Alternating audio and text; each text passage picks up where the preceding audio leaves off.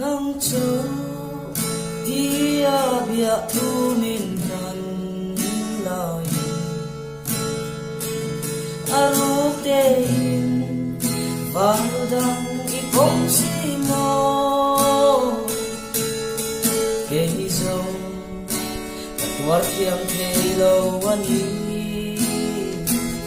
kalyang dange kalyang may dange katyang velo ani diin ko tuna ilaw le ta to na sulong katsin ay dang roti bakse asoto siyo lendun kalyang tange kalyang may tange katyang